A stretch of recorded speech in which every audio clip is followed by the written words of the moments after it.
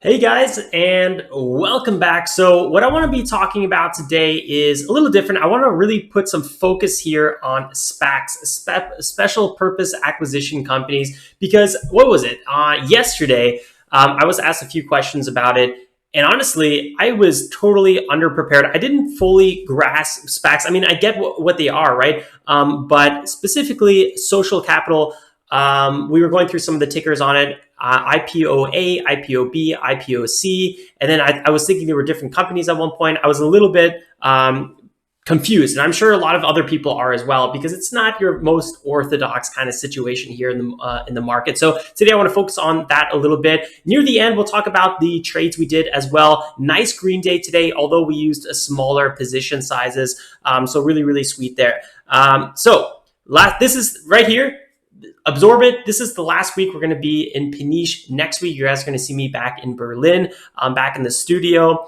Check out the pinned comment below. We're going to be going through a post I was writing where I was putting some of my ideas together, my thoughts pretty much on paper. And that post is in the first pinned comment below this video. So guys, let's go now to the switch the screens here. I gotta remember how to do that. I think I click on the laptop button here and boom. All right, we are back. And what we have right here is IPOB. And actually, you know what I should probably do is consider moving the mic back as well. I know it's a little bit loud or a little bit weird sometimes if I don't move the mic back. So what I wanted to go ahead and talk about is, so here we have a post detail. This is what's in the first comment below. The first pinned comment. So special purpose acquisition companies, SPACs, is basically a company that IPOs in a nutshell that with no kind of special purpose, right? They're not really doing anything besides raising capital. And we'll get a little bit more into that, why they would be raising some capital. So they raise capital with the purpose of acquiring a different company. And SPACs aren't actually anything new. Actually, I just recently learned that Burger King they didn't IPO the traditional method. They actually went through the SPAC method, SPAC. So a few things worth noting here is the purpose of these companies is to acquire a different company, a private company, and take it public, right? Usually there's a bit more specifications because you're not going to just randomly invest into some random SPAC if you don't really know why you'd be doing it. So usually you'd be investing in some sort of CEO that you really, really believe in, some sort of maybe entrepreneur, somebody that has a specific skill set. And that's why I want to talk about social capital a little bit more, because they've been making a lot of moves, especially right now with Open Door, that I'm sure you guys are interested in, or a lot of you guys have been, at least in the chat room. So with the goal of kind of IPOing, or not IPOing, acquiring a company in specific industry, and they usually have a little bit here of a timeline. So let's say within 3 years, they need to find a company, they need to bring it to the public markets, or they're going to be returning their money to the investors. These are often called blank check companies, or they're called reverse mergers. I felt like it was a weird name because I was like, reverse merger, that's really, really weird. It should be called like an IPO merger or something like that. I don't know. I felt like a reverse merger just didn't really click with me somehow. But yeah, blank check companies, you guys probably heard about this, or reverse merger. Let's keep on going down here. Any of these links you guys can check out on your own time. A recent example on and this is what we're going to use in the charts here as well, is SPCE. You guys probably know Virgin Galactic. This was a SPAC as well, and it was actually with social capital. So we're going to talk a little bit more about social capital in a little bit. Here's actually, we're going to talk about some quick pros and cons, and specifically with Virgin Galactic, you guys probably know Sir Richard Branson, right? He said, one of the reasons they actually went with that non-traditional IPO method is you just kind of know a little bit more what you're getting into. So he says, the sweating that happens when the bell rings from Sir Richard. One of the nice things about SPACs is that we know today, as we officially float, Virgin Galactic already has the money to see it through the profitability and beyond.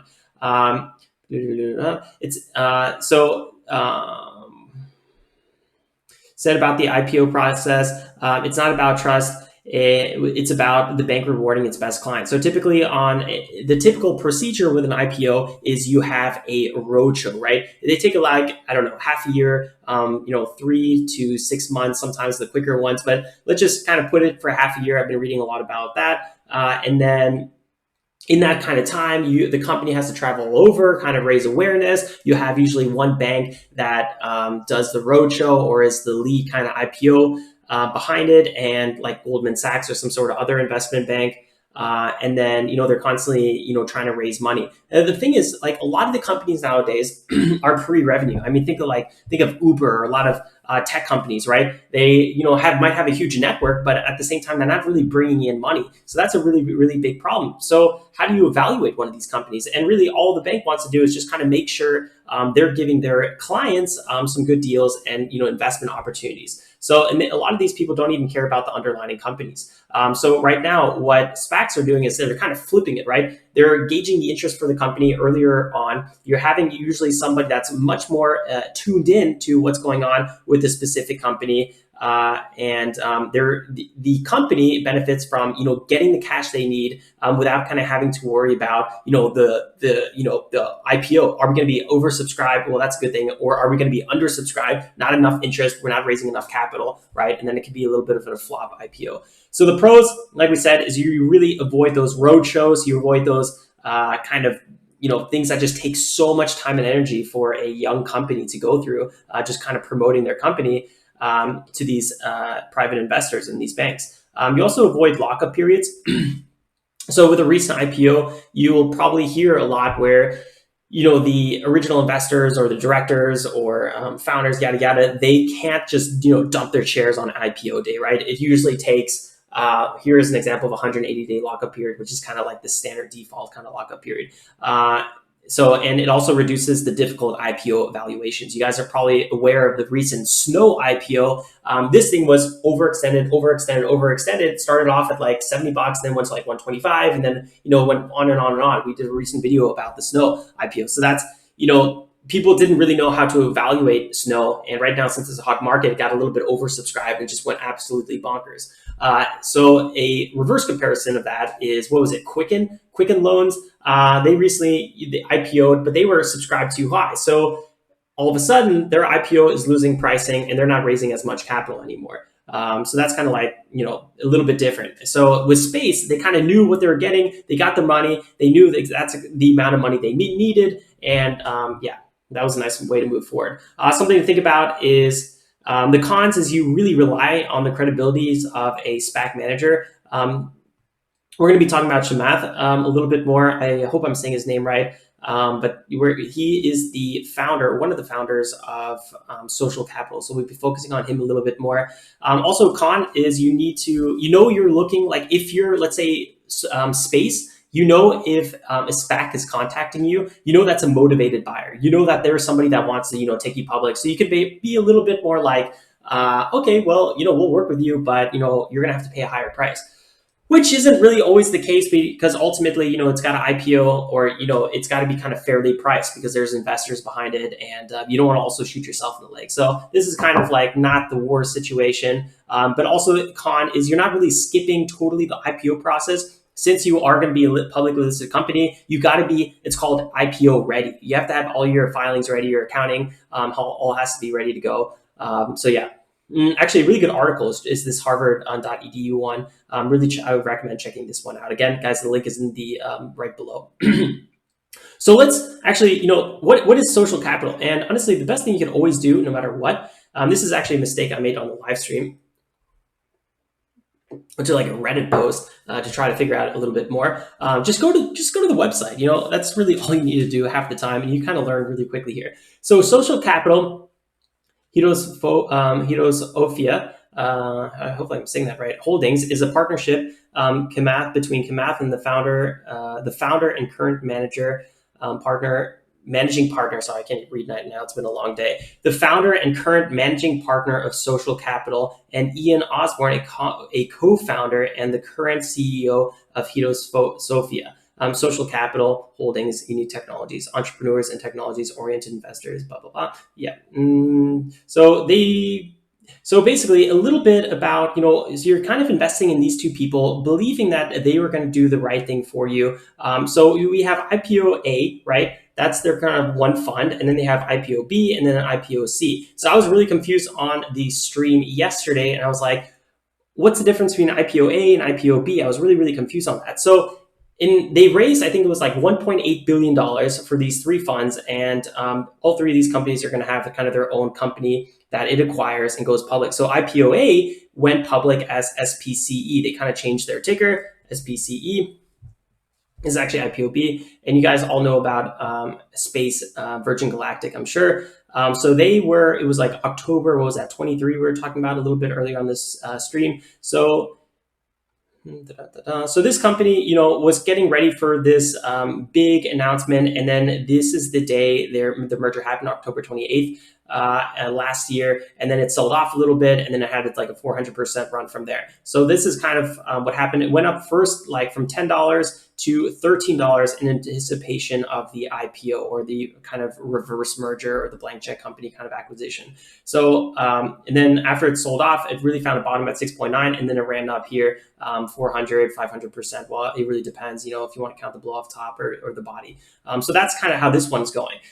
So a recent one now, which is really making all the news, is IPOB.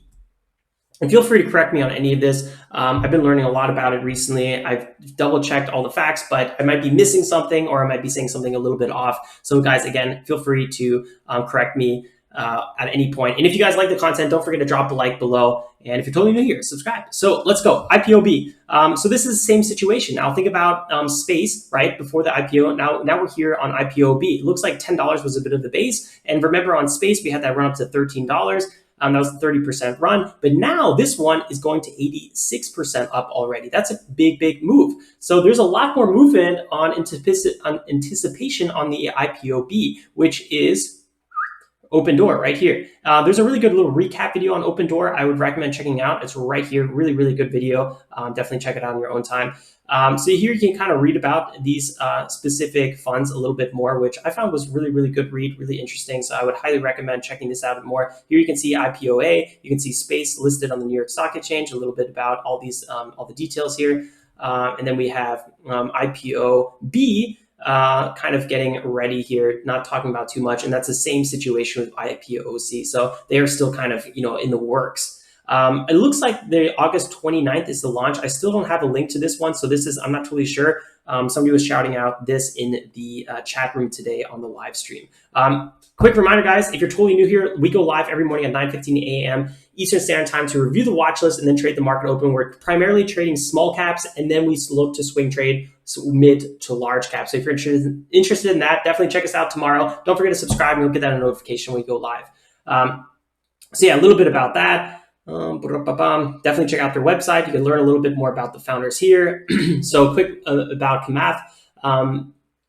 He is Sri Lankan-born Canadian-American venture capitalist. He was early on the board, senior executive on Facebook, which is kind of interesting. Majority stakeholder and board member on Golden State Warriors. And then you have Ian Osborne, co-founder and serves as CEO of Hedosophia. Angel investor, which totally makes sense, leading in technologies companies, and 2012. So these guys have a really, really nice track record, both these guys. Again, look into it on your own time. I don't want to take too long on this video. There's a lot of interesting news here on Social Capital coming out with some new stuff. $1.6 billion they raised for IPOA, IPOB, and IPOC, and now they are looking to raise $2 billion for IPOD, IPOE, and IPOF. So clearly, it's a working thing, and they want to keep scaling, right? Yeah, so this is a little bit more about Open Door, $4.8 billion. If you guys want to check this one out, again, I really recommend watching this video right here. Nice interview with, where is he, Shamath. So definitely check that out. Okay, so let's see, keep on going here. There's another SPAC I'm not going to talk about here, but worth checking out. Very, very similar kind of situation. These guys are actually located in Jackson Hole, if you guys know it, a great ski area. They kind of have a similar situation. HCAC1, HCAC2, HCAC3. You guys, these are a little bit more about, Bluebird on this one. Which one is this one? And, different companies here. the HC4. This is the one we had somebody asking about yesterday on the stream, because this one they're going to be doing the reverse merger or the blank check company acquisition with an EV company, Canoe. So that's also kind of interesting. HCAC kind of 4 now, right? I had some fun little questions here. So maybe you guys know it, but I was wondering, why did a company like Virgin Galactic still do the ringing bell ceremony? Typically you have an IPO, so let's just say like Virgin Galactic space company open bell. Sorry guys if I'm making some typos right now. I'm trying to type over this notepad in front of me. If you go here to images, I spelled Virgin wrong. Let's see here, loading. So if you go to image, you guys probably have seen some of these pictures before with Sir Richard Branson at the New York Stock Exchange, ringing the bell, right? Typically you do that when you IPO a company. And I was like, why are they still doing that with one of these SPACs? Well, my guess is for publicly traded companies, or it's for the publicity for the exchange and that the company gets. In case of Virgin Galactic, it was New York Stock Exchange. And I was like kind of wondering, okay, well, what about the dates? And guys, please leave comments below if you know if like this is blatantly wrong right here. These are questions I'm having, and I'm putting my thoughts on what the answers could be. So if you guys have better answers, please leave them in below. So when does a company officially start trading? So we know October 28th, SPECE started officially trading after the completion of the merger with the investment firm Social Capital, right? So that is something to keep in mind. So the process does take still pretty long. I hear it takes, 3, 4, 5 months, sometimes a half a year as well. So it's not like you're really saving that much time. You're just kind of erasing a lot of the complexity, and you're getting a more direct valuation.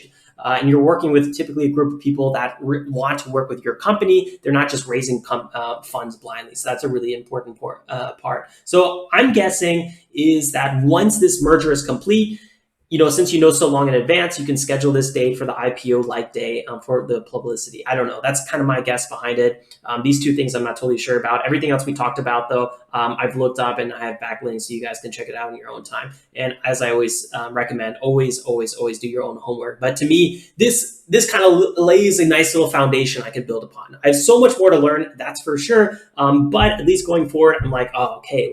I always knew what SPACs were at this point. Not always, but I knew what SPACs were coming into this video. But it was kind of getting to the point where I was like, what's social capital? Why is there IPOA and then what's IPOB? That part all didn't click. So now it totally clicks. I hope it clicks for you as well. I think that's all I want to talk about here. So let's see what happens with the IPOB. Will I be investing in IPOB and IPOC? I honestly, with the IPOC, I have no idea because I don't know what's going to be going on with that one. But IPOB, we were talking about this in the live stream. I could see myself buying here on a pullback. I think Open Door is a really, really interesting startup, and I would probably like to get on it. So I'd probably put this either in my investment account or my swing trade account in my Roth IRA, and then I'll be buying it near bigger support. We did see what happened with Space on the IPO. It did sell off a lot. I don't know if the same thing's going to happen, but if it does sell off a lot on IPOB, whichever the new ticker is, I probably will start accumulating on a big sell-off after the merger price. I could see myself doing that. So anything around $16, $17 at this point would be really, really good entries because we're clearly on a nice upwards trend here. And right now we have the 9 EMA acting as big time support. So buying around the 9 EMA would probably be an interesting way to go on IPOB. That's my quick take. Let's go ahead and review the day trades. So guys, before we review the day trades, don't forget to drop a like if you enjoy the content. If you're totally new here, consider subscribing. You're going to love the community. I guarantee it. Well, I guess I can't guarantee it, but I really, really do think you will like it. So we traded 3 tickers today, all of which we are green on. Thank baby Jesus, because we actually started red on, I think it was CTIC. So let's talk about CTIC very quickly first. CTIC. This was one of the lead gappers for sure. 74 million float, US biotech, new drug application. And we had some big kind of trending area between 2.2 and 3.8. And that is I gotta say, Pre-market, I dropped the ball on CTIC a little bit here. I knew that there was going to be really, really big resistance here in these zones based on long-term support and resistance, which we always talk about first on the streams. And I knew 2.2 was just really, really big support. So eventually when this thing was selling off around 40%, I was like, I really want to get aggressive here on this one. So what do? I get aggressive. Sorry for me like skipping all over the place here. I just can't get to the price point that I want on this chart. So yeah, it sells off. I start accumulating this area. This was a partial entry of 21 shares, kind of like a total mistake. I wanted to do 1,000 shares. And then I was like, I don't like this entry. So I started waiting for a pullback. Got my pullback here, started accumulating, got shaken out on this ridiculous dip, which is really, really unfortunate. But the volume was bigger on this dip than I would have liked to see. And that's why I closed out. I was like, if this was a small volume, I would have held. Unfortunately, it goes up 10% for my entry. And I'm like, that could have been a, $400 trade, but I ended up taking a $50 loss on it. So that was kind of ridiculous. In the open, we had a flush here all the way to $2. And I was like, no, I didn't get my entry on that one because it was like a split second. Could have had a limit order waiting there. I was talking about $2 before the open, so I missed that entry. Eventually, we got a nice bounce here to 2.2 area. I got an entry, but I didn't like the bounce, so I closed this position, got a scratch on it. Then we finally had a nice little dip here at 203, where I finally wanted my price. And then I sold here on the 9 EMA retest with a goal to buy back. We didn't dip like I wanted to. And then I wanted to buy here at like 211. We only dipped to 213. And then I had the big run up. So CTIC, talk about missing a lot of moves on this one. At least I ended it green. But yeah, it was a little bit disappointing, I got to say. What else we got? ALNA. This was a really quick move, and thanks for calling it out. This had strategic 25 million convertible debt refinancing. Oh, why did it not pull up?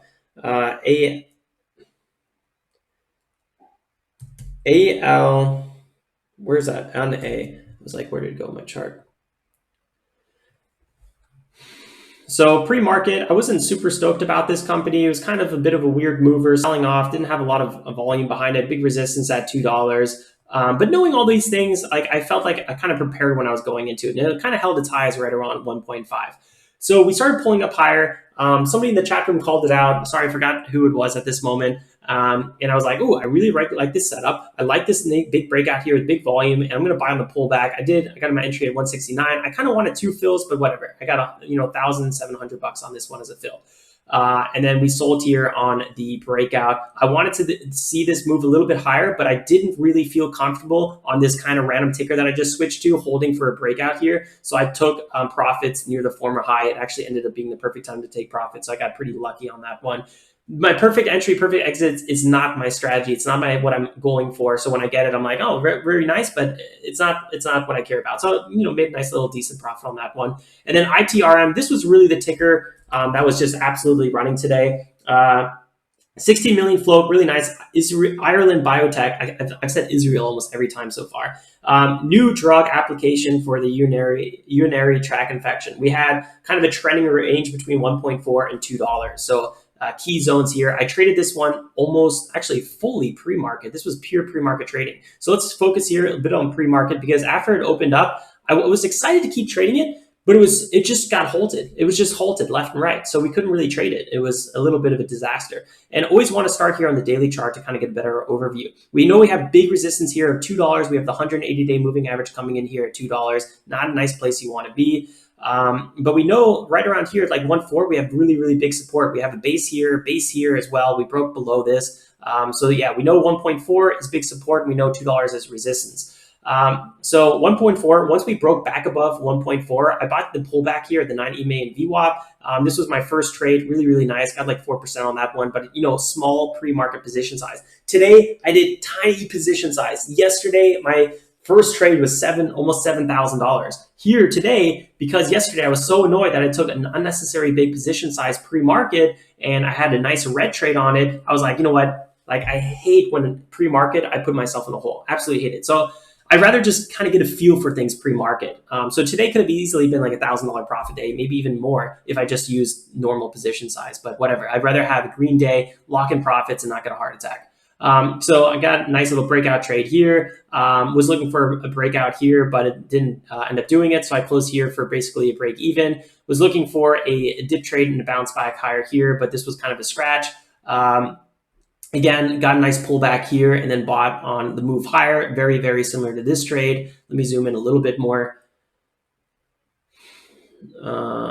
Yeah, and then when we were down here, it didn't really look interesting to me until we broke back higher. This was actually a breakout trade. Looking for this one to have another move higher, but then it kind of was getting a little bit weak, and I closed it right away. And then I bought on here on the pullback. Very simple, straightforward move. And I sold on the breakout. And then I think first size here and the first size on the next candle. Here, similar move, bottom of the pullback, sold on the rip to the upside. Was looking for a pullback move here on this one. Let me just go back one. Was looking for a pullback move here and a continuation. I was thinking this is like a 5-minute ABC setup.